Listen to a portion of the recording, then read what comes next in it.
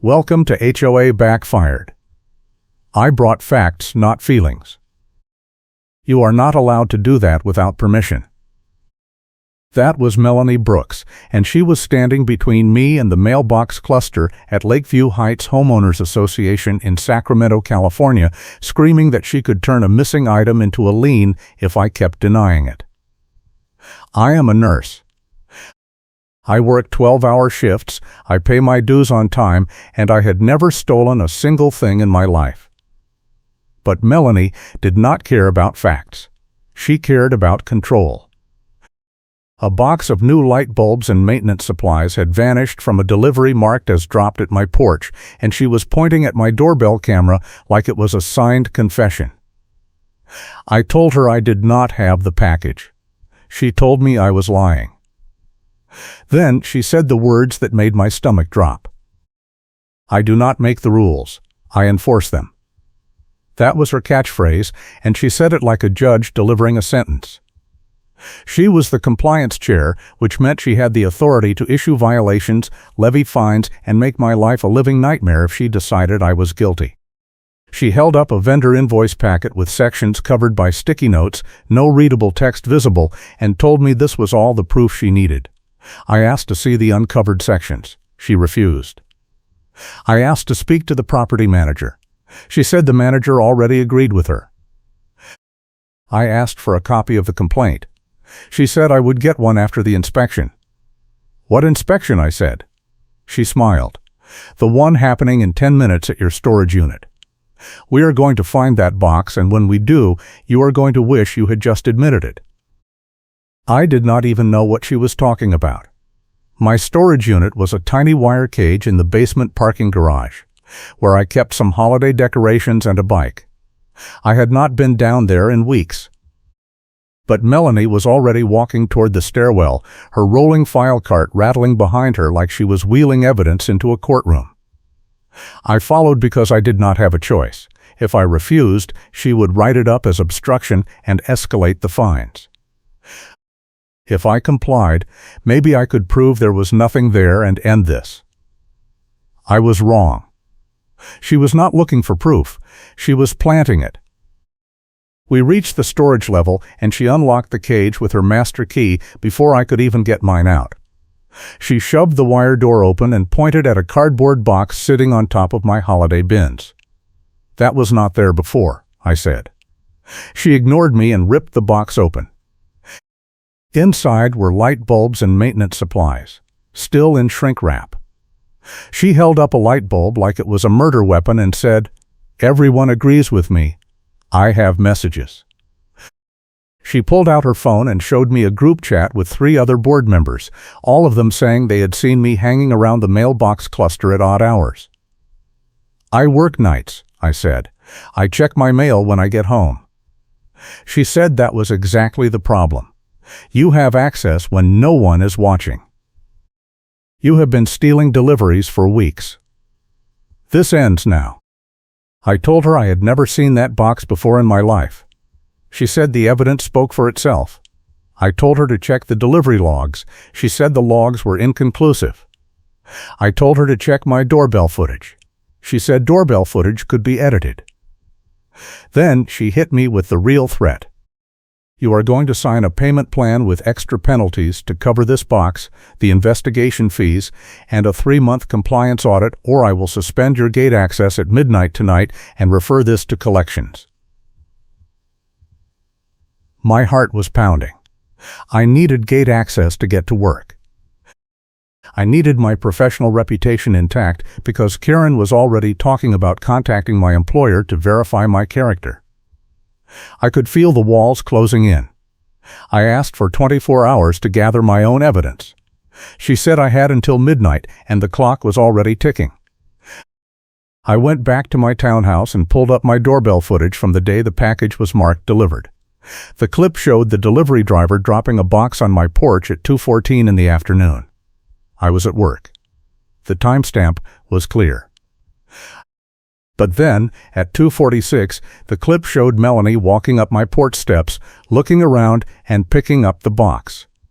She carried it back toward the clubhouse. I had her. I downloaded the clip to my phone and my laptop, then uploaded it to the HOA resident portal as evidence. I checked the upload. It said processing. I checked again 5 minutes later. It said failed. I tried again. Same result. My portal uploads mysteriously failed right when the deadline hit.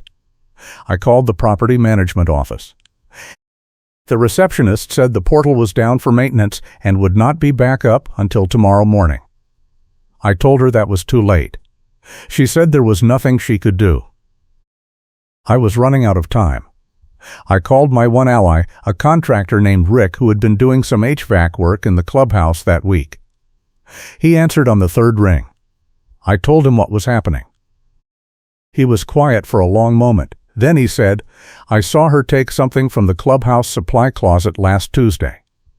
I thought it was just board stuff, but she was stuffing it into a shopping bag like she did not want anyone to see." I asked him if he would be willing to say that on the record. He hesitated. "She has a lot of power here," he said. "But yeah, if it helps you, I will say it." That was one witness. I needed more. I drove to the post office and asked to speak to the mail carrier who handled our route.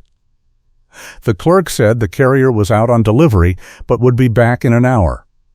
I waited.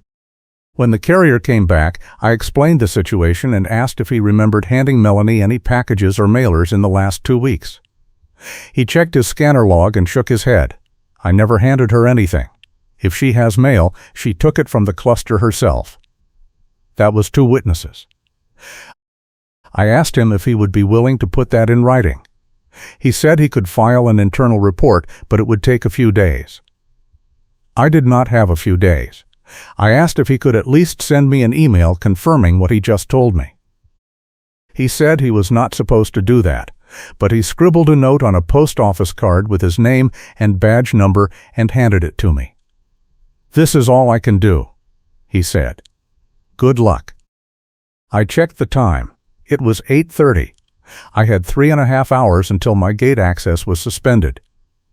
I needed to confront Melanie with everything I had and force her to back down, or I needed to escalate above her. I decided to do both. I sent an email to the property manager with the doorbell footage attached, a summary of the planted evidence, Rick's statement, and the mail carrier's note. Then I drove to the clubhouse. Melanie was in the lobby, standing behind the reception desk like she owned the place. She saw me and smiled. "Come to pay up?" she asked. I said I came to show her something. I pulled out my phone and played the doorbell clip. She watched it, her face going from smug to blank. Then she said, "That does not prove anything. You could have edited the timestamp." I said the metadata was intact and I could pull the creation date from the file. She said metadata could be faked. I said, "Fine, let's pull the clubhouse security footage from 246 and see where you went with that box." She stared at me for a long moment, then she said, "I am authorized to decide evidence, not management." That was her lie, and she was sticking to it. I said that was not how it worked. She said it was how it worked in her building. Then she pulled out her phone and called someone. I could hear her talking fast, saying she needed backup because a resident was getting aggressive. I was standing 6 feet away with my hands in my pockets. A minute later, a security guard walked in. Melanie pointed at me and said, "He is refusing to leave after being asked." I never asked him to leave, but the guard did not care. He told me I needed to step outside. I said I was a resident and I had a right to be in the clubhouse.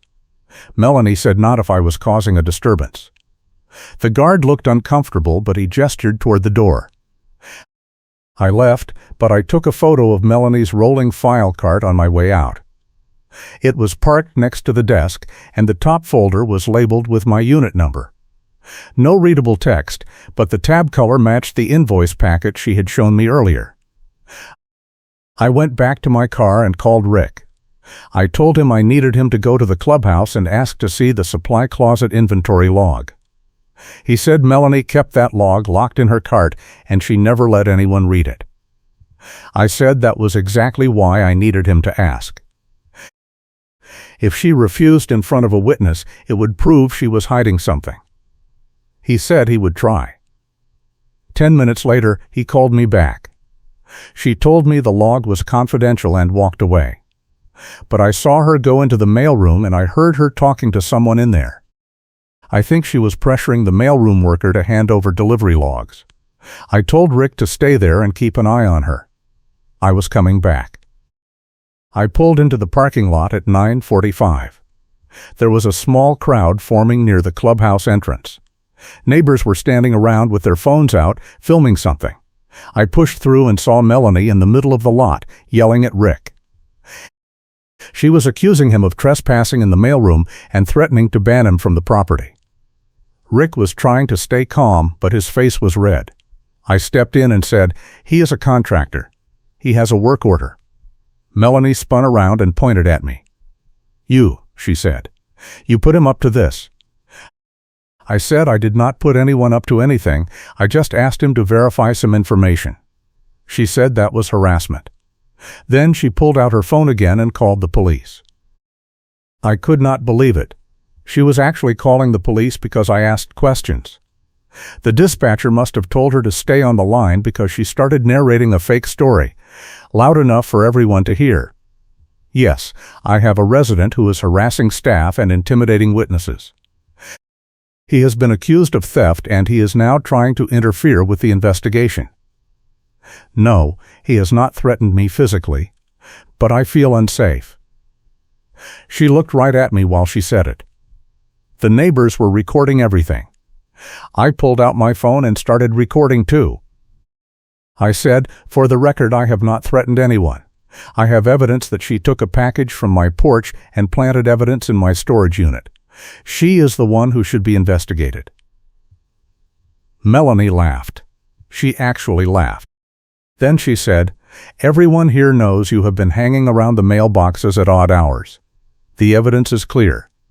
You are a thief, and you are trying to deflect." A sheriff's deputy arrived 10 minutes later. He got out of his cruiser and asked what was going on. Melanie started talking first, giving her version of events. I waited until she was done, then I showed the deputy my doorbell footage on my phone. He watched it, then asked Melanie if she had taken a package from my porch. She said she had retrieved a misdelivered package and was returning it to the office for processing. I said that was not what the footage showed. It showed her taking my package and walking away with it. The deputy asked where the package was now. Melanie said it was in the clubhouse office. The deputy asked if he could see it. Melanie hesitated, then said the office was locked and the manager had the key. The deputy looked at her for a long moment, then he looked at me. He said, "Do you want to press charges for theft?" I said yes. He told Melanie to stay put and went to his cruiser to make some calls. While we were waiting, Rick walked over and said, "I just got a text from the mailroom worker. She said Melanie tried to get her to hand over delivery logs earlier this week and told her it was an official audit. The worker refused and reported it to the property manager." I asked Rick if the worker would be willing to say that on the record. He said she was scared of retaliation, but she might talk to the police. The deputy came back and said he had spoken to the property manager. The manager confirmed that Melanie did not have authority to retrieve misdelivered packages or conduct inspections without approval. He also said there had been multiple complaints about missing items over the past 2 months, and Melanie had been the common thread in all of them. The deputy asked Melanie if she wanted to explain. She said it was all a misunderstanding. He said he was going to write up an incident report and forward it to the district attorney for review. Then he told her she needed to return any property she had taken and cease all contact with me pending the investigation. Melanie's face went white. She started stammering, saying she was just trying to enforce the rules. The deputy cut her off and said, "You do not enforce the rules by taking people's property. That is theft." He told me I could file a formal complaint with the HOA board and the police department, and he gave me his card with the incident number. Then he told the crowd to disperse. People were still filming. I could see neighbors whispering and looking at Melanie like she was a criminal. She tried to walk back to the clubhouse, but Rick blocked her path. He said, "I saw you pocket something from the supply closet last week. You want to explain that too." She told him to get out of her way. He did not move. The deputy stepped in and told Rick to let her through, but the damage was done. Everyone had heard it. I went home and sent another email to the property manager with the incident number, Rick's statement, the mailroom worker's information, and a formal request for an emergency board meeting to address Melanie's conduct. I did not sleep that night. I kept checking my phone, waiting for a response. At 6 in the morning, I got an email from the manager. It said the board had reviewed the evidence and decided to place Melanie on administrative leave pending a full investigation. They were also auditing all complaints she had filed in the past 6 months to identify any other potential misconduct. I felt a wave of relief, but I knew this was not over. Melanie still had allies on the board, and she was not going to go down without a fight. 2 days later, I got a call from the property manager asking me to come to the office. When I arrived, he handed me a tabbed evidence binder with blank-looking pages. He said Melanie had been keeping this binder as part of her compliance records, but when they audited it, they found that most of the pages were blank or contained incomplete information. The tabs were labeled with unit numbers and violation codes, but there was no actual documentation to back up the claims. It was all theater. He also showed me an access control report showing which fob opened the storage unit door on the day the box was planted. The report showed Melanie's master key fob was used at 2:53, right after she took my package. The key ring count did not match what Karen claimed. She had told the board she only used her master key for emergency access, but the logs showed she had been using it multiple times a day for weeks. The manager said they were referring the matter to their legal team and would be terminating Melanie's position as compliance chair. He also said they were offering me a formal apology and a full refund of any fees I had paid during the investigation. I asked what would happen to Melanie. He said that was up to the board, but based on the evidence, she would likely face criminal charges and a civil lawsuit from other residents who had been targeted. I asked if I could see the rest of the audit. He said it was still ongoing, but they had already identified at least 6 other residents who had filed complaints about missing packages or false violations. All of them had been handled by Melanie. If you are enjoying this story, hit that subscribe button and turn on notifications so you never miss another HOA horror story. A week later, the board called an emergency meeting to address the findings. I did not have to attend, but I went anyway because I wanted to see it through. The meeting was held in the clubhouse community room, and it was packed. Neighbors I had never spoken to came up to me and said they had been dealing with Melanie's harassment for months but were too afraid to speak up. One woman said Melanie had threatened to foreclose on her unit over a late fee that was never actually owed. Another man said Melanie had accused him of violating parking rules and tried to have his car towed even though he had a valid permit. The board president read through the audit findings, and the room erupted in anger. People were shouting, demanding to know how Melanie had been allowed to operate unchecked for so long. The president said the board took full responsibility for the oversight and promised to implement new policies to prevent abuse in the future. Then the real moment came. The board president called a vendor, the company that managed the mailroom and package lockers, and put them on speakerphone. The vendor rep confirmed that Melanie had contacted them multiple times over the past 2 months, asking them to flag certain residents for package audits and to provide her with delivery logs without authorization. The rep said they had refused every request and reported her to the property manager, but no action had been taken until now. The vendor also said they were terminating their contract with the HOA because they did not want to be associated with this kind of misconduct. The room went silent. Then someone in the back said, "She tried to get them to do her dirty work and they said no."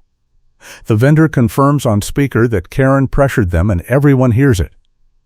Melanie stood up and tried to leave, but the board president told her to sit down. He said the board had voted unanimously to remove her from all positions and ban her from serving in any HOA leadership role in the future. He also said the HOA was sending a community message correcting the rumor without naming me, and that Melanie was receiving a written warning for harassment behavior, which would be forwarded to law enforcement. Melanie tried one last time to defend herself. She said, "I do not make the rules, I enforce them."